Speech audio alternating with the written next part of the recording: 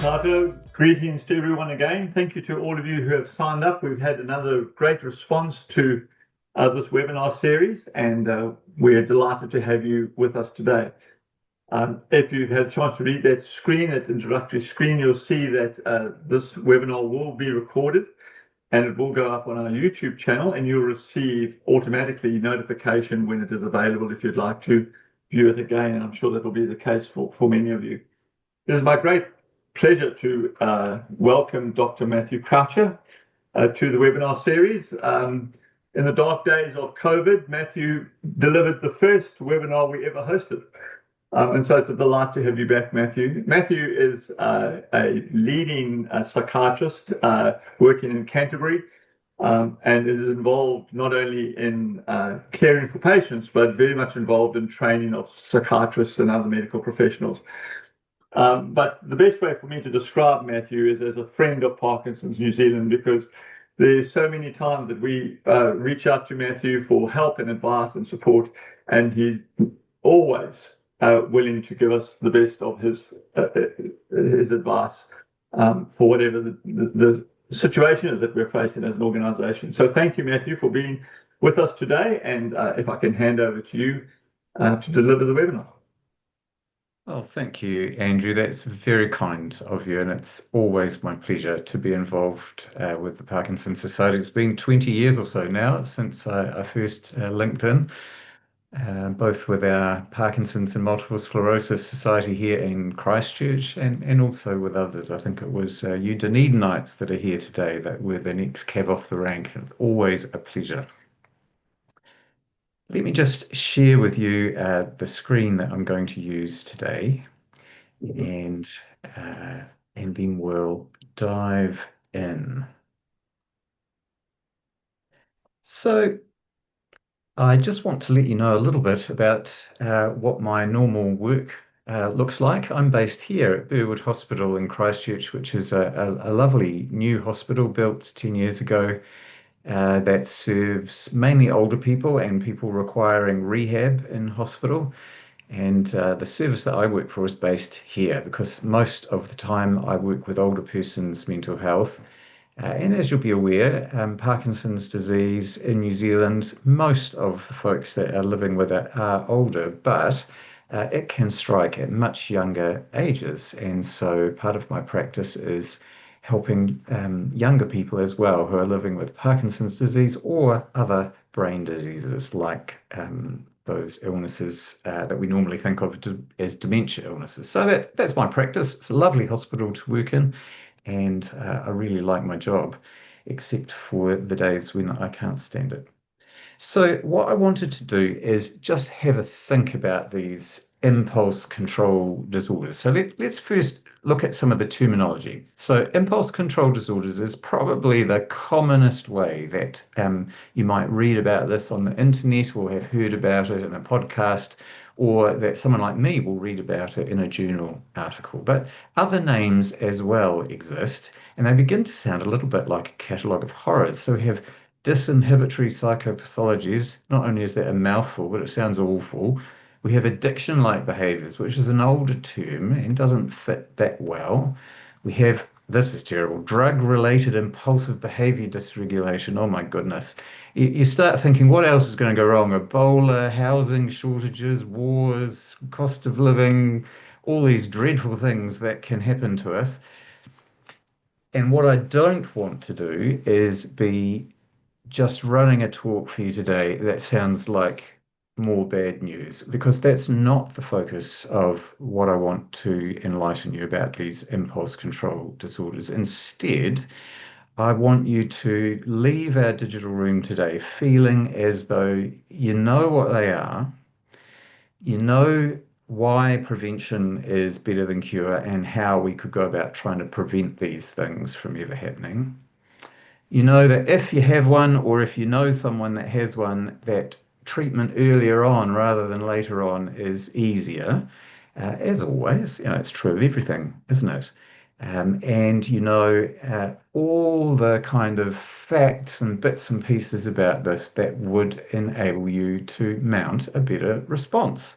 no matter whether this is something new in your life or the life of someone that you know well, or it's been there for a while and you want a leg up to know how can we try and improve things, or you want to avoid this at all costs. So that's what the focus of our talk is today. So the plan for what we're going to do is we're going to start off by thinking about the medicines of concern. What are the drugs that are more of a problem for these disorders? And we'll do that by thinking about them in the context of some of the movement symptoms of Parkinson's. Then we'll go on and think about, well, what exactly are these impulse control disorders or impulse control behaviors of concern? And we'll do that by thinking about them in the context of the non-motor symptoms of Parkinson's and the role of dopamine. And then we'll finish off by talking about what do you do about them? What do you do about the spectrum of impulse control behaviors of concern and disorders that we've listed? All right, so that's what we're going to do with our talk today. So to understand which medicines could be the problem medicines, we need to get back and remind ourselves, or perhaps it's new information for us, to think about the motor symptoms, the movement symptoms in Parkinson's. And this graph is a famous graph in Parkinson's disease medicine and for those of you that live with Parkinson's disease. What it shows is that as time goes on in years of living with Parkinson's, the troubles that we can experience as the levels of dopamine in our body go up and down, particularly with the medicines that we take that boost our dopamine and then they wear off, and then we need more dopamine again. And that's what this wiggly line is showing. It's someone living with Parkinson's who is now on some kind of medicine to boost the levels of dopamine so that they go up and then they go down and up and down again. The blue dots are the times when I take my medicine. As the disease goes on, we can eventually run into the situation where the yellow band, which is the band we want our dopamine levels to be in, shrinks so that we are more likely to run into the green band at the bottom, which is where I've got so little dopamine that I have an off phase, where I really find it very hard to move as I want to. Or I might be in the purple phase, the mauve phase, where my dopamine levels are so high that they're too high. And I don't just move the way I want to, I have extra movements that I don't want. And those are called dyskinesias, extra movements that we don't want. So to start off with in Parkinson's, on the left-hand side of this graph, I'd have to take a really large amount of dopamine to ever get above the yellow zone of it helping my movement and heading into that purple zone of too much unwanted movement. But equally, I'd never get down into the green zone of having so little dopamine that I really struggled to move the way I wanted to at all.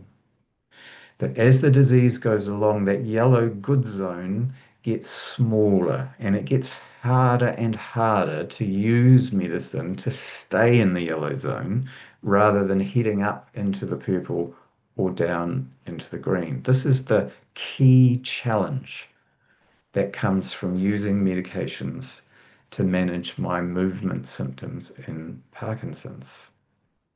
Right? So that's the challenge. And it's in that context that we might reach for some different medicines rather than just using dopamine or the precursor of dopamine called L-dopa. And those medicines are Sinemet and Matapar. So if we just use Sinemet and Matapar, we'll eventually run into this kind of trouble. So this is when we start to reach for other medicines. So that's the context to now look at which medicines are potentially problematic. But I'm going to make a public service announcement first. Risk of developing an impulse control disorder on one of these medicines is not the same as destiny. So if you see your medicines on the list that we're about to go into, this does not mean that you're going to run into trouble with impulse control disorders. In fact, people on the problem medicines, the majority of them, the significant majority of them, do not ever develop impulse control behaviors of concern or impulse control disorders. All right? This is the difference between risk, which is real, and we all carry a risk if we take these medicines, but it's not destiny. Only some of us will develop this problem. Humans are really bad at separating out risk from destiny. When you've thrown a six-sided die 20 times and never got a six, you think surely the 21st throw, I'll have a greater than 1 in 6 chance of throwing a six now because I haven't got one yet. It must be my turn to get a six. And this is rubbish. But this is the kind of thinking that our brains are designed for. So I just want to give you this public service announcement first. Okay. So, some of the medicines that we can use to help when those motor fluctuations are heading into the green and the purple zone are called dopamine agonists. What does dopamine agonism means? It means that these drugs work as if they were dopamine. They pretend to be dopamine. And when they get into the brain and the body thinks that they're dopamine. So that's what a dopamine agonist is something that's acting as if it were dopamine. Now, on the right, we've got the old-fashioned ones, and probably no one in the room is still on these because they're quite difficult to get now. But the old-fashioned ones, some of you might have been on in the past or have heard about them, bromocriptine, pergolide, cabergoline, and lizuride. So those drugs are out now. They're still available in some parts of the world, but it's hard to get them. And the government neither funds them nor registers them for use in this country now, except by special arrangements. So the two main currently available drugs are pramipexole and ropinirole. So pramipexole, the brand name is Ramipex, and ropinirole, the brand name is Ropin. Now, why would we use these drugs? We use them if Sinemet and Medipar have been tried, but they've got too many side effects for the particular person, for you. That is a reason to use a drug that isn't dopamine, but the body treats it as if it were dopamine to try and get away from the really excessive side effect propensity that some of us have for cinema and Medipar. For some of us, it just makes us really nauseous. For some of us, it makes our blood pressure terribly low every time we stand up and we can faint. So, for example, those are situations where I might reach for pramipexole or ropinirole. And that's especially true for younger people because younger people are more likely to do better on those drugs than on Sinemet and Medipar on average compared to older people. And do better, by do better, I mean have less of those Sinemet and Medipar side effects if they took ropinirole or pramipexole. Now, there's another group of people that we might think about these medicines for, and they are people that did fine on Sinemet and Medipar, thank you, but I have really significant depression or anxiety as part of my Parkinson's disease, and the normal treatments for that haven't worked. So psychotherapy hasn't worked. Various lifestyle changes and support haven't worked. Antidepressant medicines haven't worked. Well, pramipexole in particular, but also ropinirole might well be helpful in that setting. So sometimes that's a reason that I'm prescribed them. And in some parts of the world, a different medicine, rotigotine, sorry, otherwise known as Nupro, is prescribed because it's a once a day medicine rather than a several times a day medicine like pramipexole and ropinirole. And it comes as a patch, which means I might not get the tummy side effects so much because it's just a patch that I put on my skin. And we don't have that yet in New Zealand, but it's possible to get it from overseas under certain situations. So sometimes that is used to get around the problems that I showed on that graph before of getting marked fluctuations with my dopamine levels, and I want something long acting. Well, I might get this long acting dopamine agonist. So those are the three main situations where I might be on pramipexole or ropinirole. And just as an aside, these drugs are also used outside of Parkinson's sometimes. There may be someone in the room today who is on one of these medicines for uh, um, a type of benign tumor called a prolactinoma. Some of us might be on them for restless leg syndrome, but their main use is in Parkinson's. All right, what else is on this list? Well, apomorphine's on this list. Epimorphine, as I hope many of you know, is not morphine, doesn't work like morphine, doesn't look like morphine, but it's made from the morphine molecule. That's what the EPO stands for. It means from. So epimorphine, it's from morphine, but it ain't morphine. And in fact, what it's more like is dopamine. It's a dopamine agonist. So the body looks at apomorphine and doesn't say, oh, you look like morphine.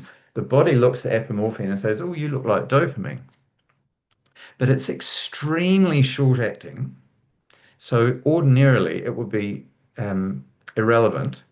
But it turns out that you can introduce it into the body via a pump slowly under the skin from a small needle over the whole day, and this can smooth out our ups and our downs. So that's where apomorphine gets used in New Zealand because it's a pump, and we can use apomorphine pumps when the on-off fluctuations are severe, but it's another dopamine agonist.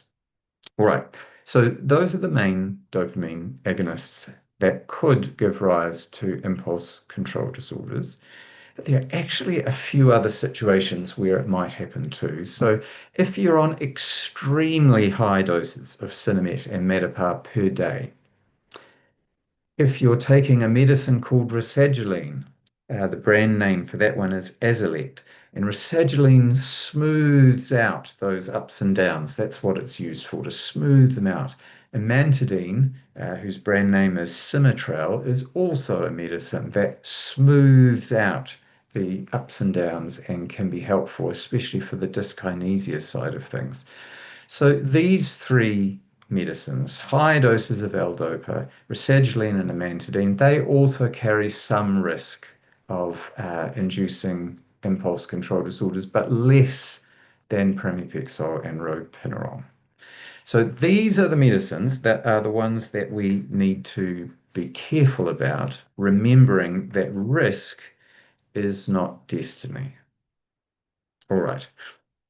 Let's change tack now and start to dive into what are these impulse control behavioral problems or impulse control disorders. And to do that, we need to go back to this graph. But this time, we're not thinking about the movement side of Parkinson's. We're thinking about some aspects of the non-movement side, particularly the psychological side. So some of you will have experienced that your anxiety levels, for example, go way up when you're heading down to the off phase, that the anxiety surges and is less when you're in the up phase or the on phase. Others of you might notice that other non-motor, more psychological symptoms vary, and this is because dopamine circuits in our brain are not just involved with our movement system. They are also involved with several other really key parts of how our brain is working. We can think about the role of dopamine in our brain generally, separate from movement, as being critically involved with learning, critically involved with addiction, and critically involved with motivation. If our dopamine circuits are completely broken, we will have huge troubles with a problem called apathy. It's not quite the same as we might say in English when we say I'm unmotivated, because normally we mean I can't be bothered. Apathy means, in a medical sense, that the motivation circuits are broken. They don't work. So I find it hard to initiate things. Addiction, what's that about? Well, there is no addictive drug known to humanity that does not stimulate the dopamine system. That's interesting, isn't it? There's no known addictive drug that doesn't stimulate the dopamine system. They all stimulate it. It's like dopamine is somehow critically involved in what goes wrong with addiction. Learning is interesting. Just learning new facts, whether they're facts that I know in my mind or things that my body learns for body memory. So, learning how to ride a bicycle or learning my times tables. This is all learning, and dopamine systems are absolutely key to how our brain learns things. That's interesting. There's another way of thinking about this, which is that dopamine is critically involved with initiating things versus suppressing things. Now, we need that when we learn something because so much information comes into our heads all day, but we don't store it all in our memory. Most of it, it goes in one end and out the other. Some wives out there are saying, husbands, that describes you most of the time that I talk, but it's just a sense that when we learn something, we can't accept all the information that goes across our mental tabletop. We've got to mark some of it as important and initiate learning but mark the rest of it as unimportant and suppress the learning. And our dopamine circuits that's where they're involved with learning.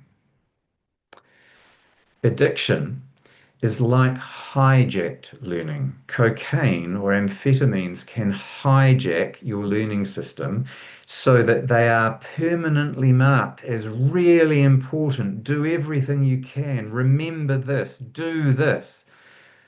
So that's a kind of hijacked learning, and that's why the addiction drugs hijack that part of the dopamine system. That's how we understand how they become addictive. So that the behaviors to do with these drugs of addictions are constantly and excessively initiated and never suppressed. There's an imbalance in the dopamine circuitry. And I've already linked that word initiation to motivation. I've said that motivational circuits are about initiating something that needs to happen, a behavior that we need to produce, not suppressing it. And that's all involved with dopamine as well. So, initiating suppressing is a way of thinking about how dopamine is doing its business. It's a balance between the initiation and the suppression. And actually, that fits for the movement symptoms too.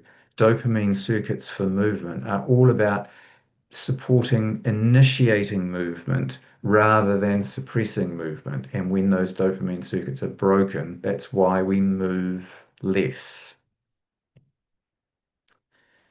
So, back to our good news, I'm going to list these impulse control behaviors of concern and impulse control disorders now so that we can understand them. But I'm not doing this to catalogue horrors. I'm doing this because forewarned is forearmed, because prevention is possible and is better than cure, and because treatment is possible, but sooner works more easily than later.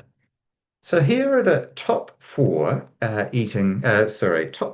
impulse control disorders. These are the ones that you'll see in most handouts, podcasts, and websites. They are disordered eating, disordered sexual behavior, disordered buying or spending or shopping, and disordered gambling. Now, immediately we see this, we've heard of some of this before, haven't we? There are things known as eating disorders.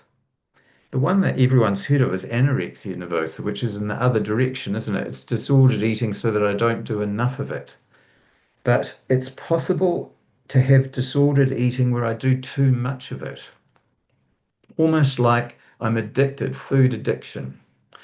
We tend to call that binge eating or binge eating disorder. It's part of the group of problems that we see in humans called eating disorders. So we've heard of that before, but not in Parkinson's. You might have heard of binge eating disorder or you might have heard of food addiction, but not in the context of Parkinson's. So that's interesting.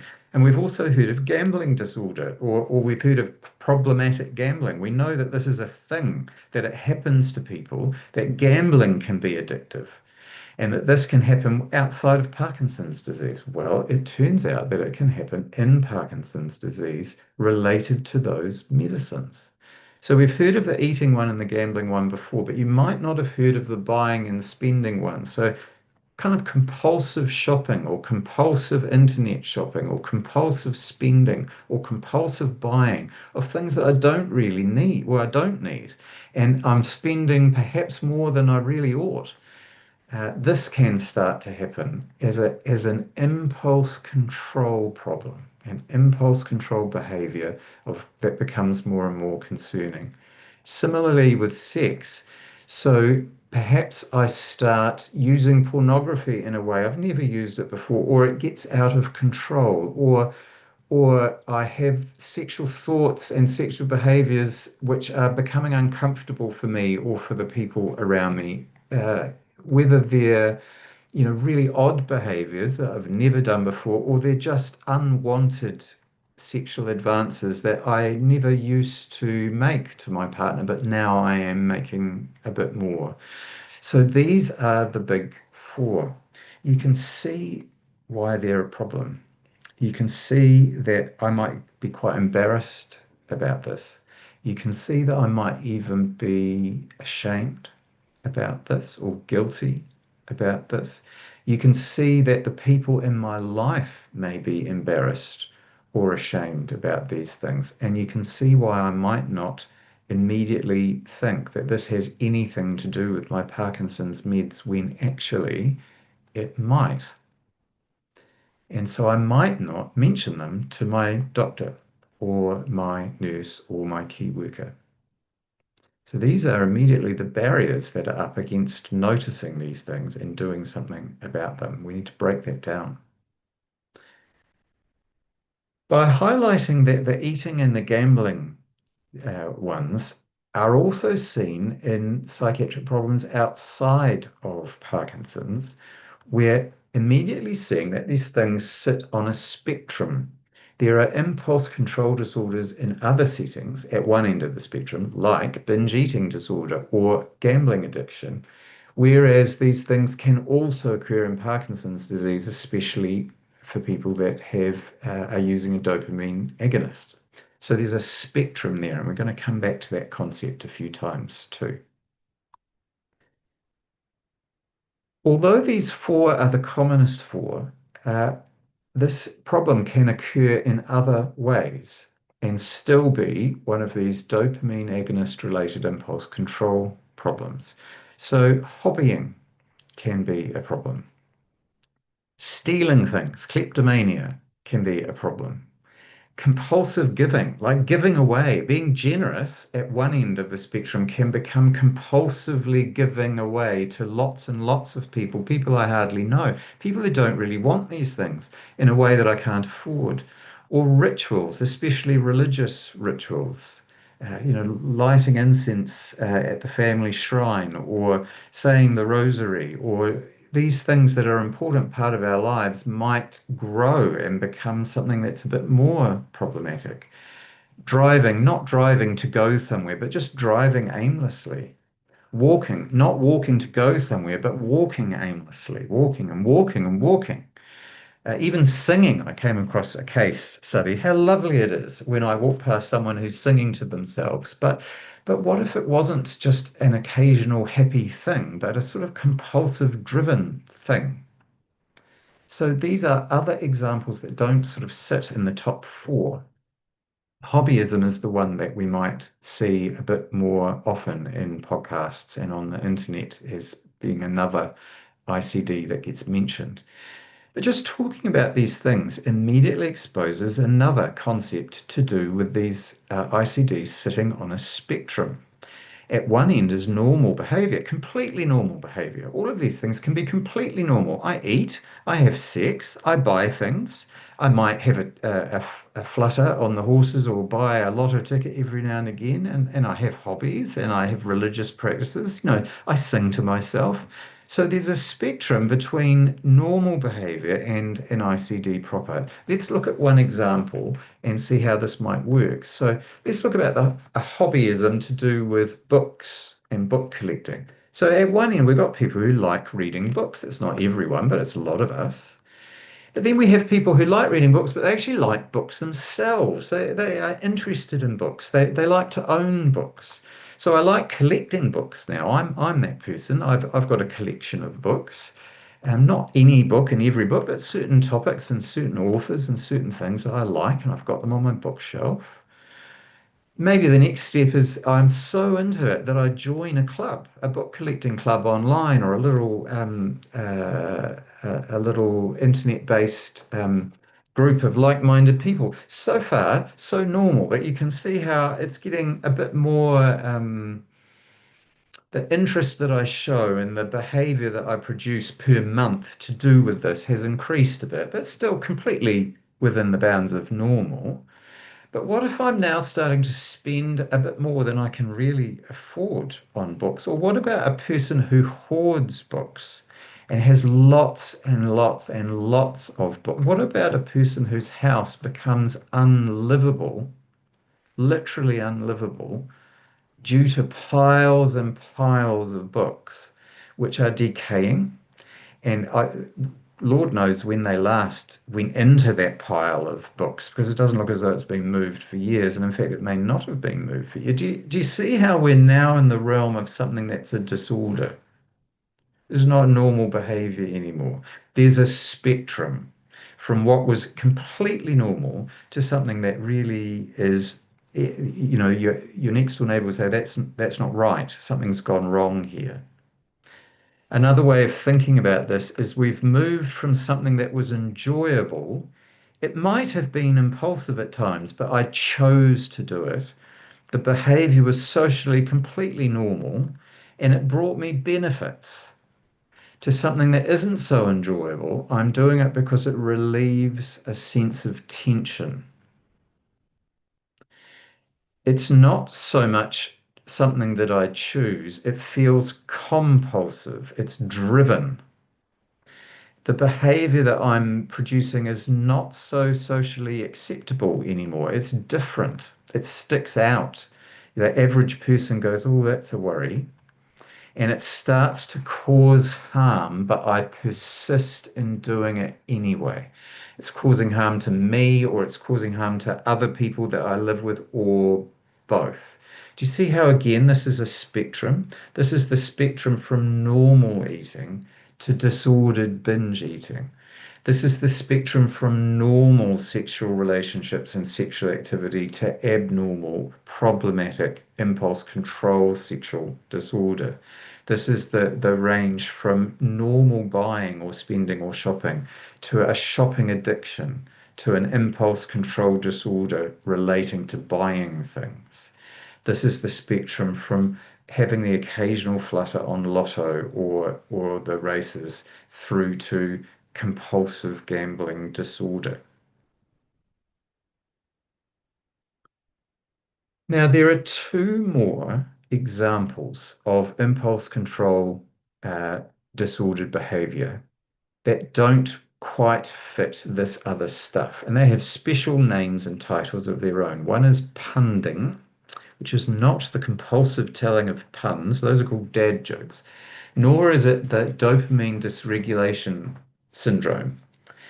So these two titles, punding and the dopamine dysregulation syndrome, are two other types that fit within this broad spectrum of impulse control disorders. Punding is like, you can think of it as like a mini, mini, mini hobby. They're repetitive behaviors. They're stereotyped, which means they're always the same. They're often linked to an established habit, but it's just a small bit of that habit. And they're not goal oriented. They don't achieve anything. So here's an example.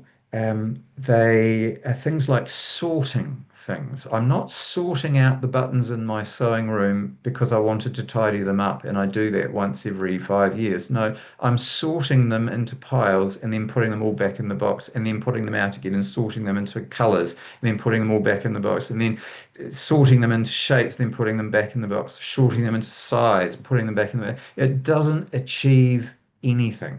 It's repetitive, but it's linked to something that I do. I quite like sewing. Or here's another example, assembling and disassembling things. So I'm a handyman. I've got a shed. I like fixing things. I've always liked tinkering. But now what I'm increasingly doing is there's a clock that I take apart and then I put it back together again. And then I take it apart and then I put it back together again. And then I take it apart and then I put it back together. Is that this is what punding is. Stereotyped, repetitive, not goal oriented, and often related to an established habit that I have. Other examples might be grooming, combing my hair repetitively, repetitively, repetitively, or weeding, pulling things out of the garden, pulling things out of the garden, pulling things out of the garden, but not in a constructive way, in a repetitive, stereotyped, time wasting, not goal oriented way. It feels more and more like a compulsion. So if I'm interrupted, I might be quite irritable about that. And if it's brought to my attention, I might be quite cross because it doesn't feel like a problem to me, but people looking on can see it's a problem. So that's what punding is. It's like a mini, mini, mini version of the hobbying part of the ICDs. Dopamine dysregulation disorder is different. This looks like an addiction to drugs. It looks just like an addiction to alcohol or an addiction to nicotine or an addiction to cocaine or an addiction to amphetamines. But what it actually is an addiction to my dopamine medicines in Parkinson's.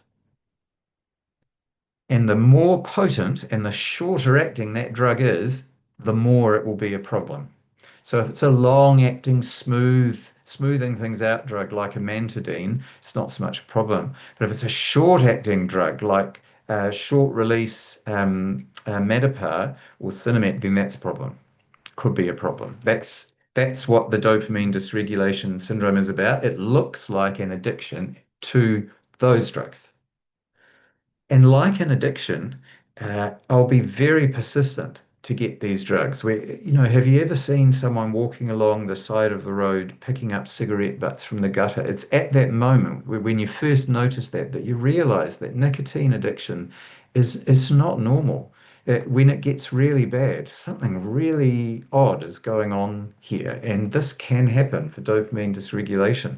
I don't just take my rescue dopamine early. I'm taking it a lot.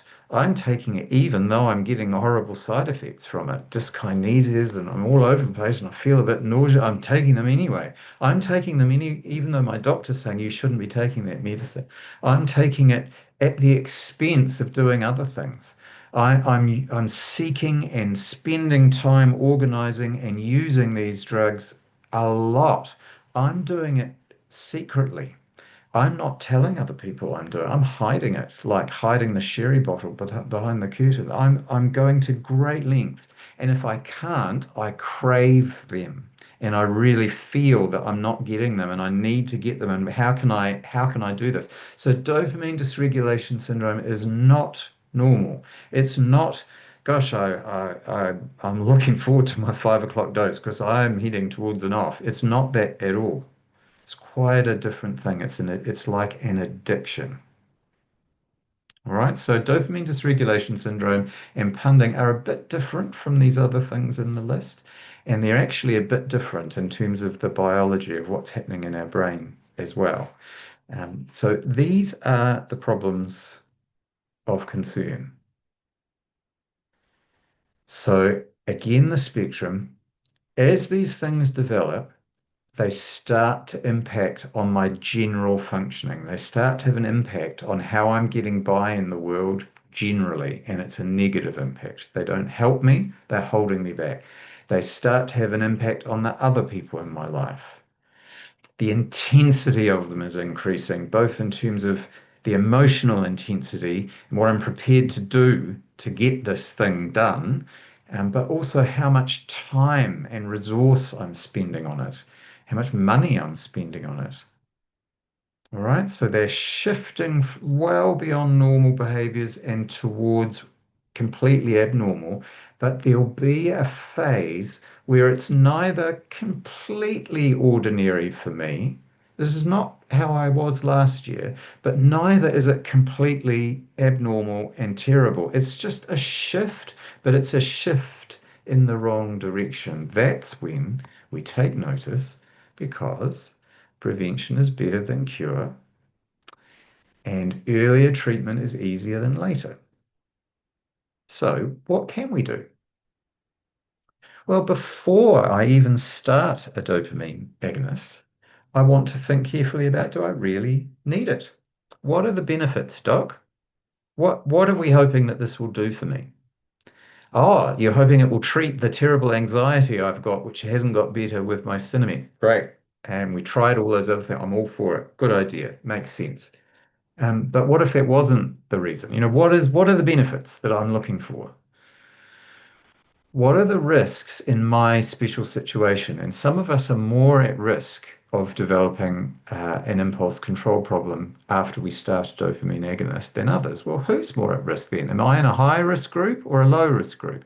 So the higher risk group are people whose age of onset of Parkinson's was young rather than old.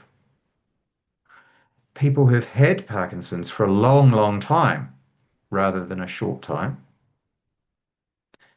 People who are already in that zone of really significant motor fluctuations with strong ons, strong offs, dyskinesias. Doesn't mean you're going to get these. It just means I'm in a slightly higher risk group. People who have lots and lots of the psychiatric troubles attached to Parkinson's. So I've got terrible depression or anxiety or psychosis or other psychiatric troubles. And men are at a slightly higher risk than women. Now, none of this, if you say, oh gosh, that's 3 ticks for me, that does not mean it's your destiny. It just means you're in a statistically slightly higher risk group. So I need to know the benefits and the risks and weigh that up. If I'm in a higher risk group, I want the benefits to be very strong rather than if I'm in a low risk group, I want some benefit, but it doesn't need to be so strong. Do you see what I mean? I need to know before I start this drug, how will I know, and how will you know, doc or nurse practitioner, what whether I've got the benefit or whether I'm getting the risk? What will we be looking out for? How will we know if I've got the benefit or the risk? And if this is a bit risky for me, or if the benefits aren't so strong, what are the alternatives? And maybe I should try one of them first. All right, so these are the things that we should do before we even start one of these drugs. If I am going to start one of these drugs, we want to do it carefully. So sometimes we might be able to talk to our prescriber about if I can afford it, and we're talking hundreds of dollars, hundreds and hundreds sometimes of dollars a month, depends on the agent. But could I pay for a long-acting version that isn't available in New Zealand? Could I get this rotigotine that is available in Sydney or is available in London because my friend's on it and it's long-acting and it's the patch? Could I get that? Well, in some circumstances you can, but it's going to cost because the government is not currently paying or registering these drugs. So sometimes that's an option. The main thing we need to do is that if we're moving along the spectrum, so this is not crazy stuff. I'm in the normal zone. It's not a huge problem in my life, but we notice, or my partner notices, or my doctor notices that I've moved from where I was a year ago in the direction of more trouble. Well, it's a warning sign. Doesn't mean it's a problem, doesn't mean it needs management, but we should know about it. Thanks. I should know about it as the person living with Parkinson's. You should know about it as the person in my family that knows most about me, and my doctor should know about it. And here, false alarms are a good thing. If we're not getting a false alarm or two, our system to detect trouble is not sensitive enough. If you have a smoke alarm in your house and it never goes off, it's a worry. Because will it go off if there's a bit of a fire, or only go off when the house is burning down? So we need some false alarms to reassure ourselves that our system is set sensitively enough to detect trouble. So report warning signs early. And the worst that happens is you'll decide it was a storm in a teacup. Good. That's not a bad thing. We always start any medicine like this at a low dose and increase them slowly. And we're very clear that even if I never developed any trouble on this medicine, if it didn't work, if I didn't get the benefit, I should stop it. And so often in medicine, we accumulate new drugs for big bad problems like Parkinson's disease. But did that particular medicine actually really help me? Or did we just go on to starting a third one and that second one is still there hanging around like a bad smell? So we need to be really clear if it didn't work, it needs to be stopped, but carefully and in a planned way. Don't go stopping these things yourself, of which more later. Now, what if they have developed? Well, the main treatment is to stop the offending drug. It's a rule of thumb in medicine. If I start a medicine and something bad happens to me, it was the drug until proven otherwise. So if I started a dopamine agonist like pramipexole or ropinirole or perhaps apomorphine and something happened which is not good in my life, well, until proven otherwise, I bet that's a side effect. Now, it doesn't mean I'm going to stop the drug. It means I'm going to go back to the prescriber or to someone else who knows what they're doing and say, I think we may be running into problems with this. What do you reckon? Here's the reason it has to be in a planned way. And I almost hesitate to say this again because there's a specific problem called the dopamine agonist withdrawal syndrome. Oh my God, is this more bad news? Again, I'm highlighting this because we need to know about it, but risk doesn't mean destiny. All right. So stopping these drugs doesn't cause this problem for us all, but it can lead to this problem for some of us. And this is if we come off these drugs too fast or in a way that my body can't handle, I can get a whole bunch of trouble. And these are typically the things that the Parkinson's medicine or the dopamine agonist was prescribed to help with. So, no surprise that they can emerge when I stop the drug. So, therefore, I will need to plan how to stop it. What's a safe way to stop this medicine, doc? Because I think I'm running into problems with an impulse control disorder. So, what am I going to have to do? Oh, we'll have to stop the pramipexole, we have to stop the ropinirole. But what's the safest way to stop that for someone like me? How slowly should we go? And if I get some of this stuff, heaven forbid, what will I do then? Will I go up one notch on so you have a plan for how to deal with it. There are other things that we can do as well. We can fiddle with your dopamine medicines to use different combos to help you get a better Parkinson's movement response without the impulse control problem.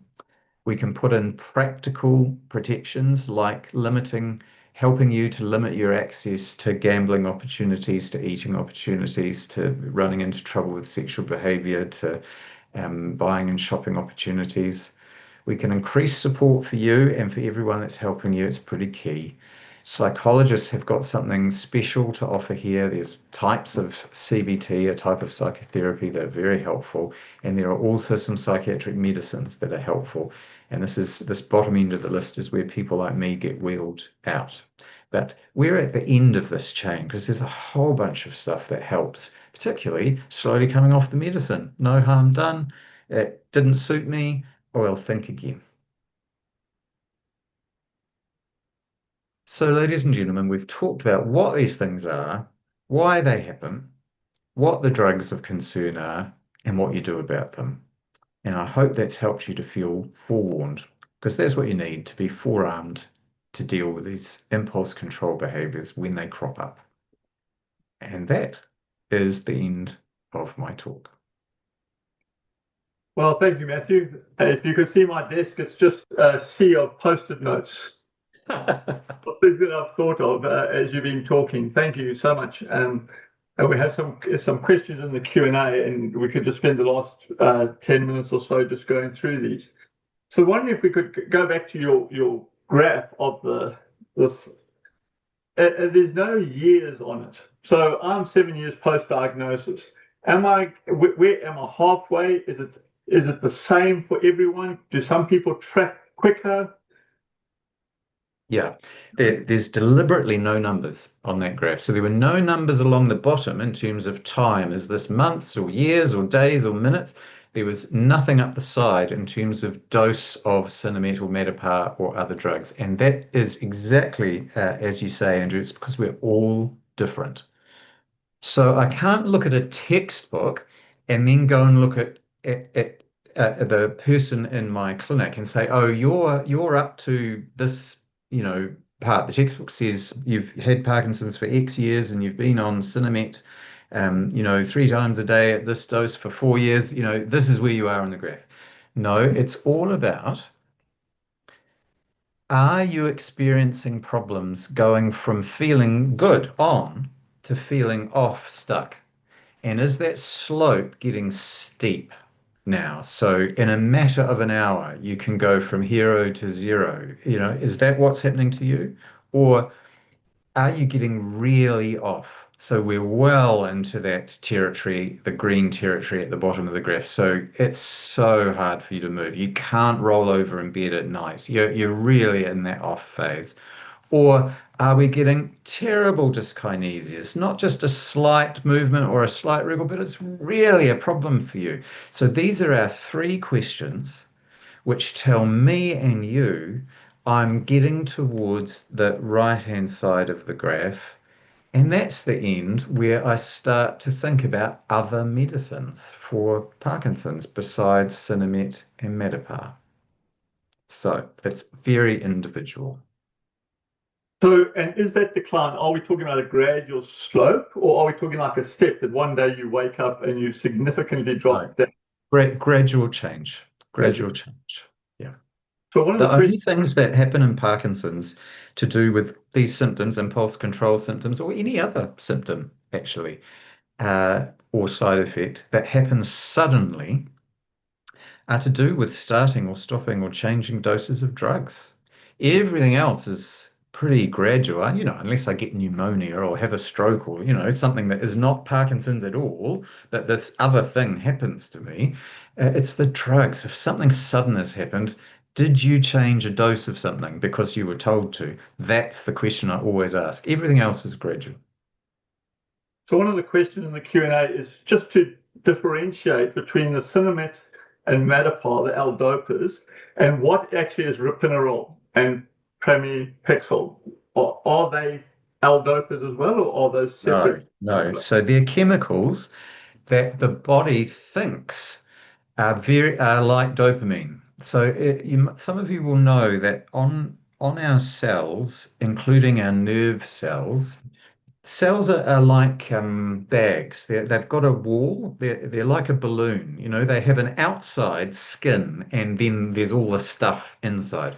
Well, the thing that cells have in their skin are lots and lots of chemicals that poke through the skin that outside chemicals can bind to, stick onto, and then inside the cell, something will change because something from the outside, a chemical stuck on to that chemical that sticks through the skin. Now, the chemicals that stick through the skin we call receptors. And the chemicals that can bind to those receptors and cause a message to go inside the cell and change something are called ligands. And dopamine is a ligand. It's a chemical that floats around outside cells but can bind to dopamine receptors and cause a change inside the cell. All right. So, what these dopamine agonists do is they float around outside the cells and they pretend to be dopamine. They will bind to the dopamine receptor and cause the message to go inside the cell as if Cinemet and Metapar, which make dopamine, had been taken. But they are not dopamine. They just look like it. Right. So now just talking about, for instance, some of the symptoms or the compulsive disorders. So that second one of the colorful graphs that you showed, my brain went to the use of alcohol. Now, I might be a casual wine with my meal type of drinker, but over time, it's going to get worse and worse and worse. And people might not say, oh, the old man is having an extra glass of wine, but the actual fact, it's a warning sign. One of the questions is around if I've been diagnosed with ADHD, for example, is it likely that the impulse control disorder that I exhibit will be related to the ADHD or related to something that I'm already doing, like gambling, maybe the flutter that you say on the horses? Or is it going to be something completely that I've never demonstrated before? Okay, so there are a couple of questions buried in there. The first one is this business about that if I were to develop an impulse control disorder after starting a dopamine agonist in Parkinson's, is it going to be something brand new that I've never done? This is just out of the blue. Where the hell did that come from? Or will it be something that is sort of a morphed version of something that I've always done or perhaps enjoyed? Well, the answer is it could be either. You know, you never say never in medicine, but it's more likely to be something that I already do, but it's morphed. And you can see in that top four list, eating, sex, buying, and gambling, probably most of us do three out of four of those things in our routine lives. And a lot of us gamble from time to time. You know, sign up to Lotto or we'll buy an instant kiwi for someone's birthday. It's happened. We've done it. Um, it's more likely that these problems will develop out of an established behavior that I already enjoy. Yeah, not a behavior that I don't enjoy, but a behavior that I do. I like it. I quite like it. I like sweets. I like having a glass of wine when I go out and on a Friday night. I like these things more likely, but they can arise out of the blue, but more likely to be something. Now, the other question that was buried in there was, what if I have had ADHD, live with ADHD, and now I've got Parkinson's? Does that put me more at risk? Well, the answer is we don't really know. The data are not good enough, but probably.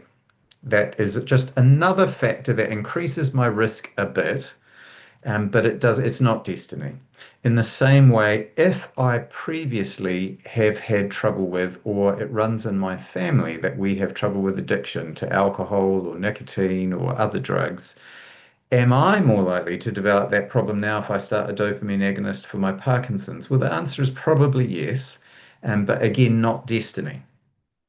It just puts me in a higher risk category. So if we go right to like the very early stages, like this is just so I have to check all the doors are locked before we can leave. Yep. And it doesn't help that Angela's gone around. She says to me, I've checked all the doors. Mhm. I'll go around. Are we like at the very early stages of a form of impulse control? And if I live alone, so I've got family who observe me all the time. What happens if I Yep. live in an apartment by myself?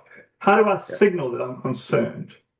Yeah. So um, the questions are, because remember I showed that spectrum graph where I said it's about the time spent on this, how much resource is going into it, lots of time or not much time. And then I said, what about the cost of this? Is this ruining my life in any way or taking away from the things I want to do? It's impairing my functioning, or no, it's not. And what about the emotion with it? Is it something that I'm enjoying, or is it something I do because it makes me feel better from a horrible feeling if I do it? Another question is this something that I feel I'm choosing or something that I feel compelled to do? And I'll be really annoyed if you stop me from doing it. All these questions are on the spectrum.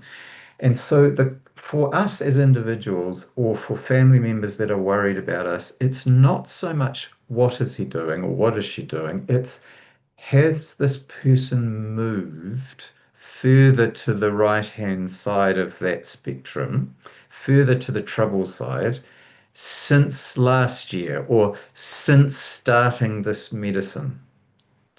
Not do you check the doors? In my household, I'm not a door checker, but I live with one, and that's just how it works. And we're not talking about all night spent checking doors. It just mean before I leave the house, I'll give them a run around. Before I go to bed, I'll give them the run around. Good for you. That will make me extra safe. I can't be bothered personally, but good for you. And but it's has that changed? Are you doing it 2 or 3 times? Are you doing it now not only before bed, but before we go out and before dinner and before breakfast? Has there been a change? And by the way, did you just start a new medicine from your doctor for your Parkinson's a couple of months ago or in the last few months? Those are the questions. And I want false alarms as a specialist. I want someone to ring me up or come into clinic and say, look, I don't know if I even really need to be here, but look, my wife said, look, you are checking those doors a hell of a lot, Andrew. And so I just thought I'd tell you about it because I heard about these impulse controls thing, and Lord knows I don't want that. So and I am on Rapinol or Pramipexole, so um, can we just talk it through? And I need your opinion about whether this is something to worry about. I'd much rather that. And then we all go, oh, no, that's nothing. I'd much rather we spent 5 minutes doing that than we didn't do it and we missed something that was the beginning of a drift of the Mhm. ship off course. And as you said, June, that sometimes these things are embarrassing. They're Yeah. not the kind of thing Yeah. we like to talk about, but we've just got to have the courage and maybe Yeah. even to write it down in notes and hand it over in written form if we find talking about it or we find that we lose our words when we're talking. Totally. And here's a great place where we can introduce those other key people in our lives, our education officers, our support people from Parkinson's Society, Parkinson's educators, because we can run it past them. They've seen it all before, right? And we can say, look, I don't know, Jill, is this one of those things? Should I what? And then we can even practice. How do you reckon I should bring this up with my GP or my neurologist or my whoever? How do you reckon? Because I'm not even sure my GP knows about this stuff or my neurologist, they're great. I really appreciate them, but I do always feel a bit like I'm going to see the headmaster. So how am I, or just run it past them to practice how we're going to do this. And they'll give great advice on, maybe we could send an email Mhm. before your appointment so that they are forewarned and they know what's going to come up. And then they'll know to treat you with kindly. Great idea. And so unfortunately our hour is up, but there's two questions that I really think if we could just squeeze them in, Matthew, Okay. if you've got a minute or two. The Yeah. one, in terms of the medication that is available in New Zealand, is there one that you recommend that over all the others and say this is the one in your experience you've found best? And then the second one is around um, oh, and also about the agonist patch that people understand is available in Sydney. But then also someone asking about especially the eating, anorexia, bulimia, how those connected to impulse controls. Because someone might have suffered with it in their teenage years even, and now they're in their 50s. Is Yeah, it? sure. Sure. So that second question is a little bit easier. We it's a bit like the ADHD question. If I had ADHD with a bit of impulse control stuff when I was a kid or as an adult, does that make me more at risk when I have Parkinson's and someone wants to start one of these medicines for me? Does that mean I'm at higher risk? Well, the answer is very similar to the question if I had trouble with anorexia or binge eating disorder or another eating disorder when I was younger or even now, does that mean I'm more at risk if I have Parkinson's and someone wants to start one of these drugs? And the answer to those questions is the same.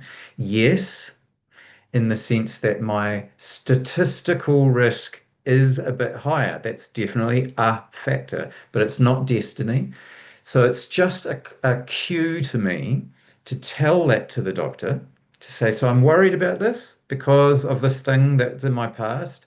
Um, so we need together to be really sure that the benefits of starting this new medicine you're talking about are pretty important for me, and there's no other alternative that's reasonable, and that you don't reckon my other reasons that I might be at risk are particularly high, so that yeah, or if we're still going to go ahead with this plan, because I really do need an alternative drug. So we do need pramipexole or ropinirole. I need one of those. Um, then we've got a monitoring plan in place. So I'm watching out for this, and you're watching out for this. I want to know you got my back. Mhm. Now, the other side to the question is, do I have a preferred drug? Well, look, if rotigotine patch was available in New Zealand, everyone would prefer that, right? That would just be the one because it's longer acting. And pramipexole and ropinirole are short acting. And the short acting ones are more at risk of this problem. So why would you use them if you've got a choice? You wouldn't. So if rotigotine patch was available in New Zealand, and so the drug company has taken a request to Pharmac to get it funded, and it was declined. And it wasn't declined because it's a bad drug. It was declined because Pharmac get thousands of applications per year, and we don't have enough money to fund them all, and they have to make choices. And they try and make those choices on how important is it to New Zealand as a whole that we do better with this drug as opposed to this other drug? And that's a very difficult thing to work out because, of course, to you as a person, this is very important, but to New Zealand as a whole, how do we work that out? So it is perhaps possible for some of us to get that depending on our prescriber and their familiarity with going through the hoops that are required. Minister of Health needs to be notified. The chemist needs to be totally on board. There's a whole lot of stuff to do. Plus, they're really expensive. So it's quite a lot to get over. Um, Having said that, pramipexole and ropinirole are great drugs for some people, for many people. Do I have a favourite between those two that are available in New Zealand? The answer is no. Um, just in my game, because I'm not a neurologist, I'm not faced with a younger person with Parkinson's who needs a medicine but gets really sick on Sinemet and Matapar and the anti-nausea drugs didn't work, that's a person I'm thinking about ropinirole or pramipexole instead. Now, I'm never in that situation. I see people with Parkinson's who have terrible depression and anxiety and nothing has worked. And that's when I say, well, do you know what? These two drugs can be helpful. And of the two, pramipexole has the most evidence. That's the one I'm going to give you. So I have a favorite, but only because there's a bit more evidence and it's in that very special situation, which is not a common situation to use these drugs. Matthew, it's been so enlightening and encouraging as well that it's not a destiny. It's not predestined that we're going to end up in that place, and also that there's things that we can do about it. And I think with Parkinson's, as with exercise, Yep. as with speaking to your Parkinson's educator, there are Yep. things we can do. And I think the anorexia bulimia question is because we get told so much about diet and our gut. Yep. That's really a concern, but we can do things about these and to make our lives better with despite the Parkinson's and all the struggles that come with it. And having you on our team just is so wonderful.